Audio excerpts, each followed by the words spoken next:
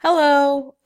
So this will be the inaugural Susan's Post-its, which will be updates visually, which is actually an idea stolen from one of the other EDs and one of the staffers at the last capacity building meeting. So what I'm going to do is I'm going to walk you guys through my big ideas process, which are Post-its, right?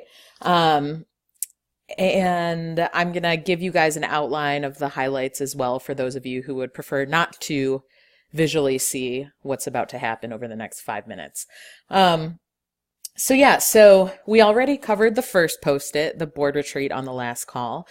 Just a reminder that Miguel Garcia, who's the consultant with USTA Foundation, will be there, as well as 4 to 6 potential board members. So hopefully you guys have already started thinking about who you might invite to that retreat, as well as 4 to 6 staff members, including parents, school teachers, and we might have 1 or 2 participants because their parents are involved in our staff come to the retreat as well. So, and then looking back at past programming for the last 2 months.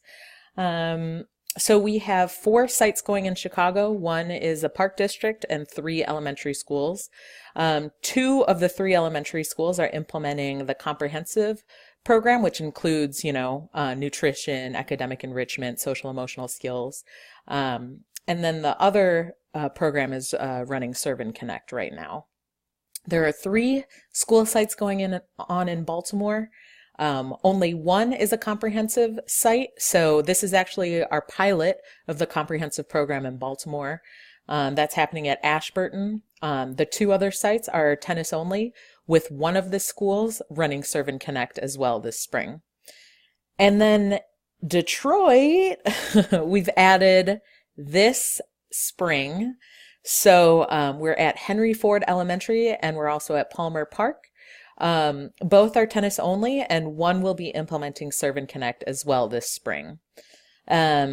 Just, going over some of the programming that we did in the last two months. In addition to that, we also did a spring training to make sure that our programs are looking pretty universal across Chicago, Baltimore, and now Detroit. But those are really our biggest program updates for you. Looking at this other post-it. So I just wanted to remind you guys that Miguel is doing a site visit as well in March.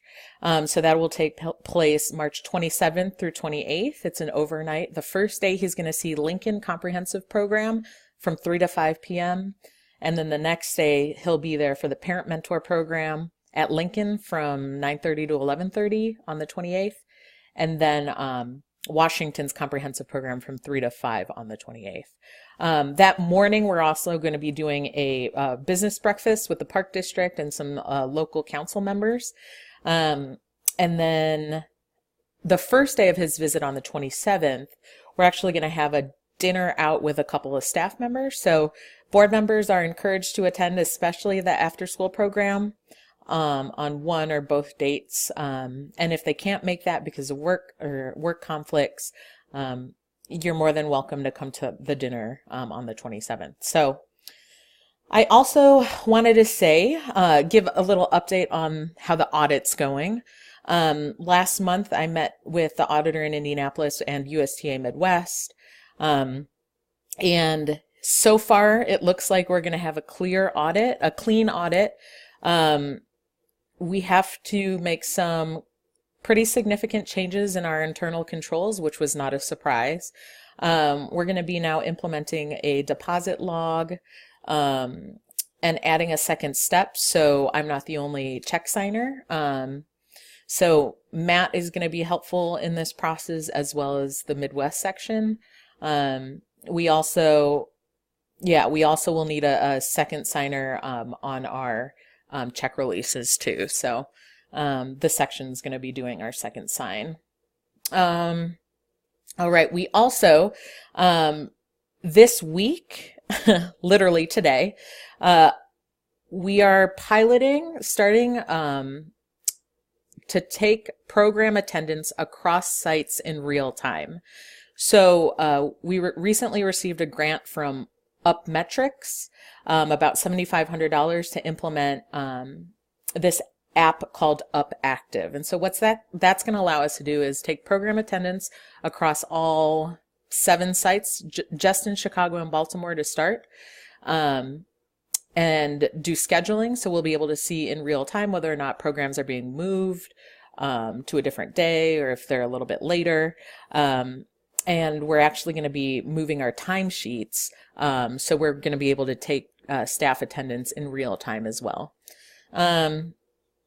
I wanted to, on the forefront of everybody's mind, just know that this summer will be the first summer that we're really going to be able to utilize those art courts. And so I've talked to CJ a little bit about perhaps getting some help from Excess Tennis in running more like skilled tennis programming on those courts, and actually have certified pros running some of that programming. So I know that next month we'll hear an update from him on how that's going. We're also piloting a program called Basecamp, which is a project management system. And by piloting the program, it means just Matt and I have been trying it out to see whether or not it will be useful for our site coordinators and other staff to use. We've done a little bit of research in terms of looking at a donor management system. Salesforce. So I currently have a free account right now, and it's pretty confusing. So we're looking at Salesforce. We're potentially looking at Razor's Edge, but that's pretty costly. And so the real donor management program that we're doing a lot of research on is Donor Perfect, which costs about $80 a month.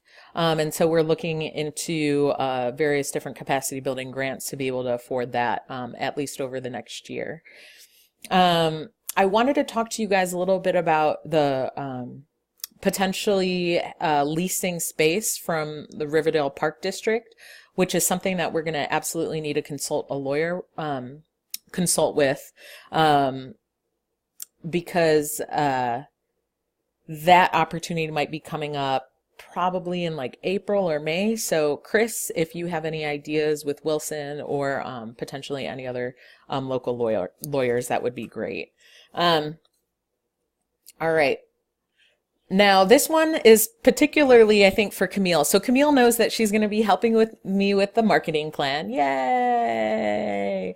But also, within that marketing plan, I think there are a couple of things that we should keep on our radar, particularly if anybody has any friends in the local Chamber of Commerce or any other organization where we would be able to boost our brand's visibility. So, I've had a couple of conversations with the Chicago Chamber, as well as the Baltimore Chamber. So the Chicago Chamber costs $1,000 a year for member organizations, and it allows us, access to various different networking events. And then the Baltimore Chamber is only $250 a year. And it's actually not the chamber that's really the movers and shakers locally, but there's another organization, which I'm going to have to look up, that costs about $250 a year. Let's see. I'm currently, as an ED and also a researcher, I'm partnering with another after-school program provider called Riseboro in New York. And so we are doing a comparative case study analysis looking at staff impact. So the staff, what sort of impact are we having on the staff that work our programs, and staff particularly who work youth development programs. So we're planning on submitting an abstract to the Society for Social Work Research by April 15th on that. So I know Matt and Grace, I've updated you in terms of some of the information we're collecting on our staff in terms of demographics, like income level, education, race, ethnicity, age, things like that, professional development opportunities. And so this comparative case study will be able to give us a deeper dive at looking at who comprises our staff, and then I'll be doing some interviews at the end of the program year to look at what other sort of ways have we impacted our staff, and whether or not that's valuable to the after school field. And then my last post-it, which is this one. So the future. So obviously I want everybody to keep in mind, like, leasing space with Riverdale Park District. I'm also trying to, and I know Grace, Matt, and I were trying to get the annual report completed by our board retreat on April 27th. We also have a videographer from Baltimore coming into Chicago. We're trying to capture footage around one of our sort of mainstay programs, the comprehensive program. So we could hopefully leverage some of that footage to potential donors. And then also on our parent mentor program. So we're wanting to use that footage in a similar way. We're also wanting to familiarize everybody with that program. And then potentially use this footage as a platform for on May 16th, about 10 parent mentors and myself will be going to Springfield for their convention to lobby for at least keeping funding at the level that it is for the parent mentor program. And one thing that's been on my mind is I certainly want to make sure that our board meetings are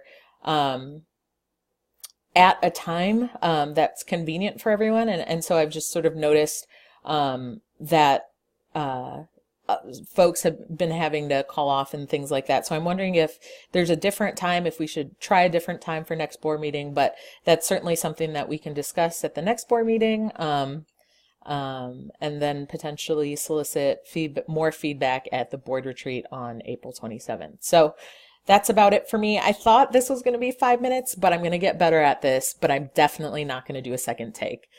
Bye. Oh, wait, no, wait. Oh my God, I almost forgot. This is the pre-planned part. Okay.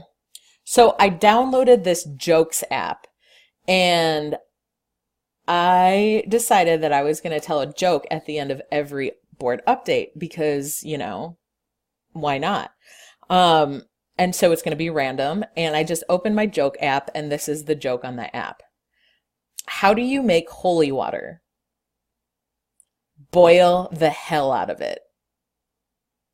So that was your Susan's Post-its joke of the month or week or day.